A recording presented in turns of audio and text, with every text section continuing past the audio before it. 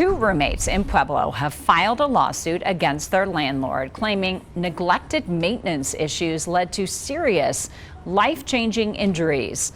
News 5's Pueblo reporter Owen Skornick-Hayes has the details on this legal battle.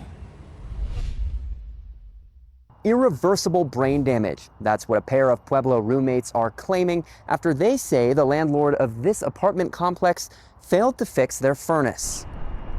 Ultimately, it was their belief they were being protected, their belief the landlord had complied with the law. Sam Cannon is the attorney for Brandon and Damian Quintana. The two roommates are suing their landlord, Jason Barrier of C&S Grand Investments, saying a broken furnace dispensed carbon monoxide into the unit at this apartment complex in Pueblo. When the paramedics showed up, when Brandon was found, he was unable to speak. He was trying to communicate by writing and was having difficulty doing that. A lawsuit states that for months, the Quintanas had filed complaints about their broken furnace, and the landlord arrived to fix the equipment on multiple occasions. But according to the lawsuit, unknown to the Quintanas, he did not possess a mechanical license as required by the city of Pueblo. The filing goes on to say the landlord never called a licensed professional to inspect, maintain, or repair the furnace while they lived there. The Quintanas were unavailable for interview today, but did send me a statement saying they want to educate other tenants. They say other renters need to know this danger is real. Check your detectors. Make sure they actually detect carbon monoxide on them.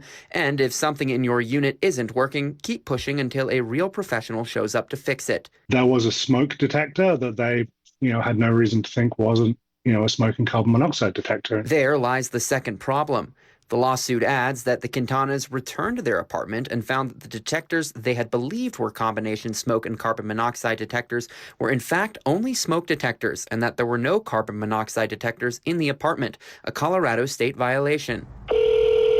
I reached out to the landlord, Jason Barrier, for comment. He told me he knew about the lawsuit and invited me out to his residence to interview.